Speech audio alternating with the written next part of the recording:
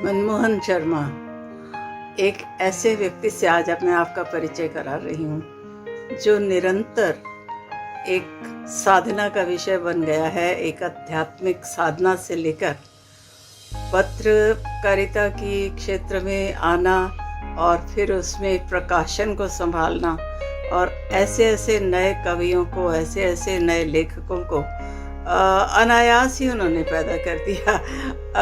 मैं समझती हूँ कि इतने साझा संकलन, इतनी उत्कर्ष मेल और 11 वर्ष से तो उत्कर्ष मेल का ही प्रकाशन हो रहा है और एक सदा हुआ शालीन, विनम्र, एक ऐसा व्यक्तित्व जिसे कि समझ पाना आप कहेंगे कि मुश्किल है।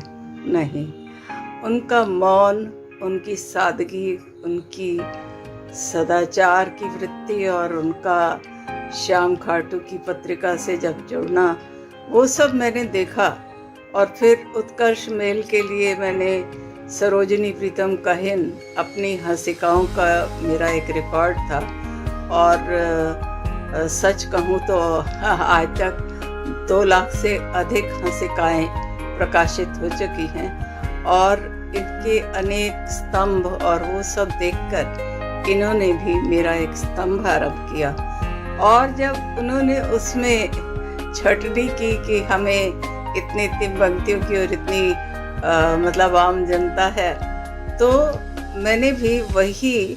और सबसे अच्छी बात ये लगी कि हम लोग मंजे मंजाए सदे सदाए, और हमें थोड़ा सा चुनाव करना पड़ा और निरंतर वो इन्होंने प्रकाशित किया। तो उत्कर्ष मेल तब से मेल एक्सप्रेस की तरह आरंभ हो गई थी और मनमोहन जी का विशेष आग्रह और उनके साथियों का, उनकी एक बड़ी खूबसूरत, बड़ी अच्छी, खूबसूरत से मेरा मतलब है कर्मठ, शालीन और हर किसी को अपना बना लेने की वृत्ति। उनके सहयोगियों में भी यही आपको मिलेगी।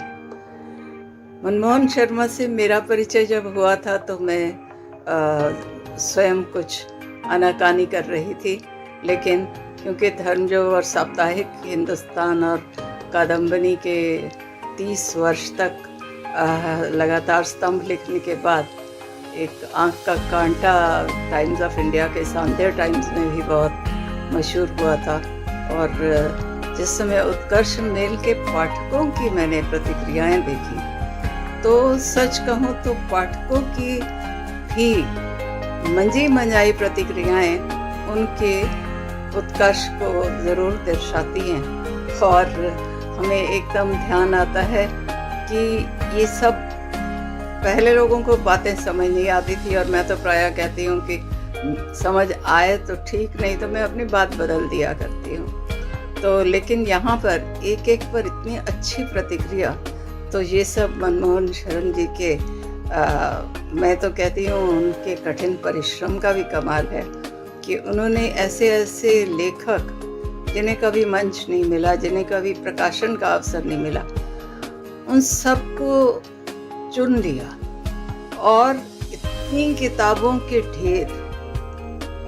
मैंने पढ़ा था ठेले पर हिमालय धर्मवीर भारती का, लेकिन यहाँ तो अंबार लगे हुए हैं, पुस्तकों पर पुस्तकें आ रही हैं और एक से एक बढ़िया इनके उत्कर्ष मेल में जो स्तंभ होते हैं। कविता मल्होत्रा लिखती हैं और बहुत से ऐसे ऐसे लेखक जिनके स्तंभ लगातार इतने प्रकाशित तो हुए ही, लेकिन उन्हें ऐसे ऐसे पुरस्कार मिले। यानी कि केवल छपने की बात नहीं होती, उन्हें पुरस्कार मिले और वो पुरस्कार बहुत सम्माननीय पुरस्कार थे, सम्मानित पुरस्कार थे। तो ऐसे व्यक्ति शायद आजकल नहीं हैं। और आजकल कमी जो खलती है वो यही कि सीधे सीधे छापना है तो छापो, वरना हमारे पास दूसरे माध्यम है, अपना यूट्यूब में डाल देते हैं जो मर्जी का है। लेकिन सच कहूँ तो हमारे ज़माने में छपना बहुत मुश्किल था। हम अपनी कविताओं को मांझते थे, शब्दों को साधते थे, लेकिन आज का, मैंने पहले भी इन्हें कहा था कि आज का लेखक, अब हम ये भी कह सकते हैं कि हमारे और हमारे अन्य सहयोगियों के संग्रह पढ़ कर शायद प्रबुद्ध हो गया है। खैर, श्रेय लेना तो हर किसी को आता है, लेकिन वो सब मनमोहन जी ने एकत्रित कर लिए। ऐसा एक फूलों का गुच्छा बना दिया, एक ऐसा जो हमेशा खुशबू बिखराता रहेगा और लेखकों को प्रेरणा देता रहेगा। मेरी मनमोहन शर्मा जी के लिए बहुत बहुत शुभकामनाएं। देश विदेश में उन्हें प्रचार प्रसार मिले और देश विदेश के लोग उनसे जुड़े हैं, ये बात नहीं है, उनसे बहुत जुड़े हैं। लेकिन अब कहीं गवाक्ष खुलेंगे, कहीं ये तो एकदम जब प्रवेश करेंगे तो छप्पर फाड़ कर प्रवेश कर लेंगे, क्योंकि ये हैं ही इतने उत्कृष्ट। और इनकी पत्रिका, इनका समाचार पत्र जो है वो स्वयं उत्कर्ष है, यानी एक कसौटी। धन्यवाद।